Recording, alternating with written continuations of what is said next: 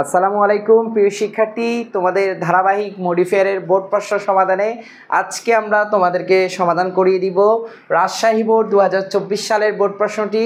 তোমরা যারা আমাদের চ্যানেল কিংবা পেজে নতুন, তোমাদের উদ্দেশ্যে বলছি আমরা একেবারে প্রত্যেকটি গ্রামারের বোর্ড প্রশ্ন সমাধান করিয়ে দিচ্ছি একেবারে ফ্রিতে। আমাদের এই ক্লাসগুলো আমরা ইউটিউবে এবং ফেসবুক পেজে আপলোড করছি।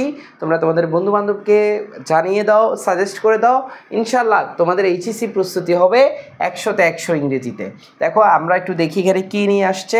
আমরা দেখতে পাচ্ছি ট্রিজ, অর্থাৎ গাছ নিয়ে প্রশ্ন আসছে, ট্রিজ নিয়ে। তাহলে আমরা দেখি এখানে কিভাবে আমরা এটা সহজে সমাধান করতে পারবো। দেখো ট্রিজ, দেখো এখানে বলেছে use an appositive are essential for maintaining ecosystem.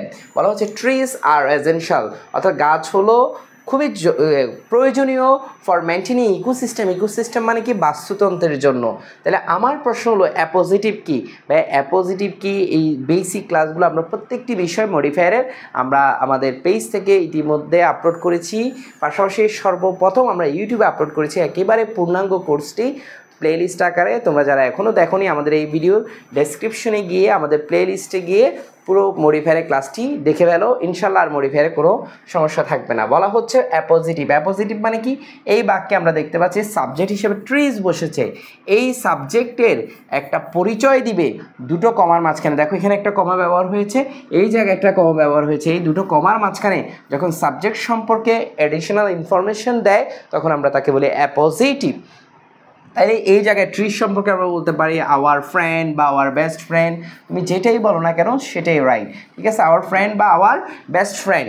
দেখো উইদাউট ট্রিজ অর্থাৎ গাছ ছাড়া দ্য ব্যালেন্স অফ ইকোসিস্টেম, অর্থাৎ বলা হচ্ছে গাছ ছাড়া এই যে বাস্তুতন্ত্রের যে ভারসাম্য উইল বি লস্ট। এখানে বলা হচ্ছে একটা ড্যাশ দিয়েছে, বলা হচ্ছে পোস্ট মডিফাই দ্য ভার্ব, অর্থাৎ এই যে উইল বি ভার্ব আছে এই ভার্বটাকে তুমি মডিফাই করতে বলেছে পরে বসিয়ে কোনো একটা শব্দ। তাহলে ভার্বকে মডিফাই করে কে ভাইয়া? অ্যাডভার্ব। আমরা জানি অ্যাডভার্ব হলে তোমাকে আমি আগেও বলেছি অবশ্যই বাক্যের সাথে সঙ্গতিপূর্ণ রেখে তোমাকে আনসার করতে হবে, বাট বেশিরভাগ ক্ষেত্রে গ্রেটলি বসালে কিন্তু আনসারটা হয়ে যায়। দেখো এখানেও কিন্তু সেম, ইকোসিস্টেমটা উইল বি গ্রেটলি লস্ট, অর্থাৎ ব্যাপকভাবে হারিয়ে যাচ্ছে, ঠিক আছে? ব্যাপকভাবে কি যাচ্ছে? হারিয়ে যাচ্ছে। ট্রিজ প্রোভাইড আস, অর্থাৎ গাছ আমাদেরকে প্রদান করে with dash elements without which we can not live on this earth. বলা হচ্ছে গাছ আমাদেরকে অনেক উপাদান প্রদান করে যেটা ছাড়া আমরা এই পৃথিবীতে বাঁচতে পারবো না। তাহলে আমাকে একটু বলো ভাইয়া, এখানে বলা হচ্ছে প্রি মডিফাই দ্য নাউন, অর্থাৎ এলিমেন্টস এটা একটা নাউন, এই নাউনের পূর্বে তুমি কিছু বসাও, বসিয়ে এই নাউনটাকে এলিমেন্টসটাকে তুমি মডিফাই করো। তাহলে ভাইয়া বলো তো গাছ আমাদেরকে কেমন এলিমেন্টস দেয়? অবশ্যই প্রয়োজনীয় এলিমেন্টস দেয়, ইম্পর্ট্যান্ট এলিমেন্ট দেয়। তাহলে তুমি চাইলে লিখতে পারো ইম্পর্ট্যান্ট, তুমি চাইলে লিখতে পারো এসেনশিয়াল, তোমার যেটা মন চায় তুমি সেটা লেখো, ঠিক আছে? কোনো সমস্যা নাই। সবগুলোই কিন্তু অ্যাডজেক্টিভ। আমরা নাউনের আগে যেটাই বসাচ্ছি সেটা কিন্তু অ্যাডজেক্টিভ হয়ে যাচ্ছে, কারণ এটা অ্যাডজেক্টিভে বসাইতে হবে। কারণ নাউনকে আগে বসে যখন কোনো শব্দ মডিফাই করতে হয় সেটা মাস্ট বি অ্যাডজেক্টিভ হবে। আশা করি তোমরা এতটুকু পর্যন্ত বুঝতে পেরেছো। আমরা পরের স্লাইডে চলে যাই। আসলে আমরা এগুলো তো বেসিক পড়াইছি একেবারে পূর্ণাঙ্গভাবে, তো এই ক্লাসগুলো আমরা তোমাদের একটু প্র্যাকটিসের জন্য, বাসায় আসলে বসে পড়া হয় না, নিজে নিজে প্র্যাকটিস করা হয় না, এই জন্য আমরা ভিডিওগুলো দিয়েছি। তোমরা ভিডিও দেখবা, প্র্যাকটিস করবা, রাতে শুয়ে শুয়ে বসে বসে যখনই অবসর সময় পাবা ভিডিওগুলো দেখে দেখে প্র্যাকটিস করে ফেলবা, ঠিক আছে? দেখো it is a matter of dash concern, ভাইয়া এটা উদ্বেগের বিষয়। তাহলে আমার প্রশ্ন হলো যে এই যে কনসার্ন এখানে কি বলেছে? Pre modify the noun.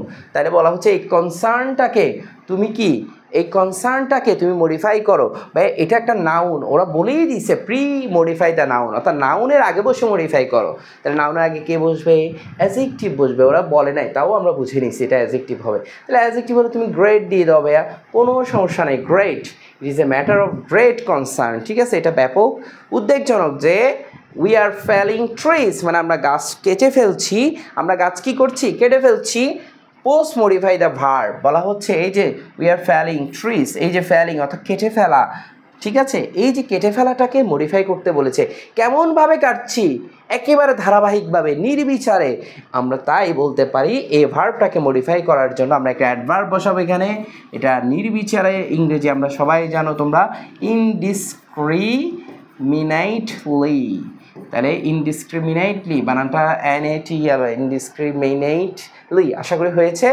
এইভাবেই তোমাকে আনসারগুলো করতে হবে, তোমাকে দেখতে হবে কাকে মডিফাই করতে বলেছে। যেমন এখানে ভার্বকে মডিফাই করতে বলেছে, ভার্বকে মডিফাই করতে বলেছে কার দ্বারা এটা কিন্তু বলে নাই।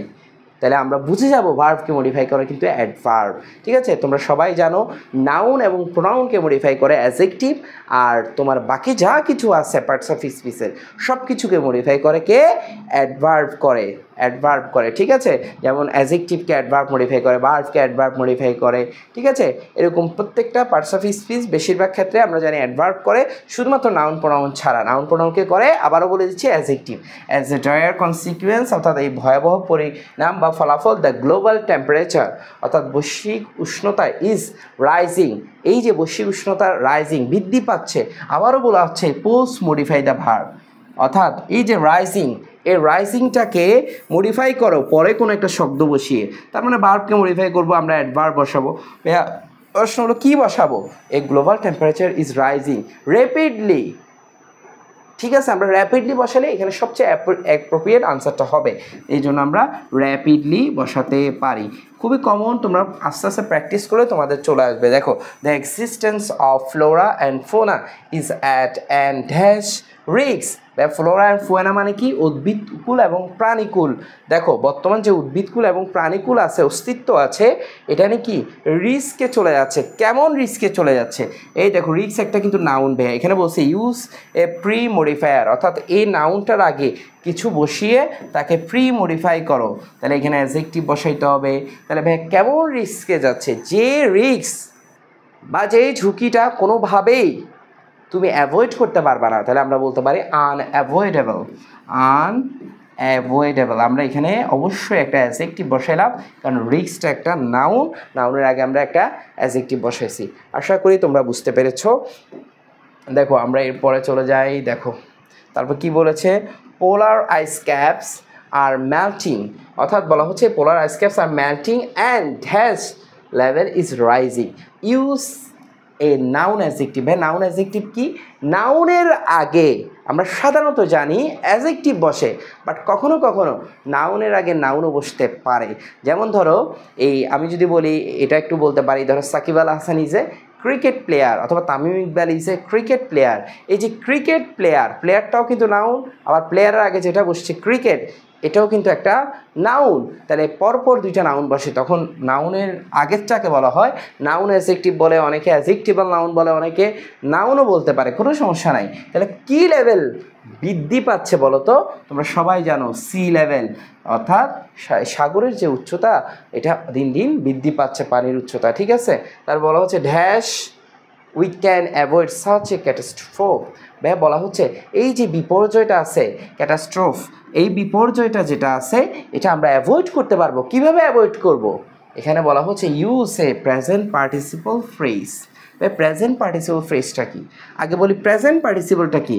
ভার্বের সাথে আইএনজি যুক্ত হলে এটা প্রেজেন্ট পার্টিসিপল হয়ে যায়, প্রেজেন্ট পার্টিসিপল হয়ে যায়। এর সাথে যদি কোনো আরেকটা ওয়ার্ড যুক্ত করো, একটা হইতে পারে, একাধিক হইতে পারে, তখন সেটা হয়ে যাবে প্রেজেন্ট পার্টিসিপল ফ্রেজ।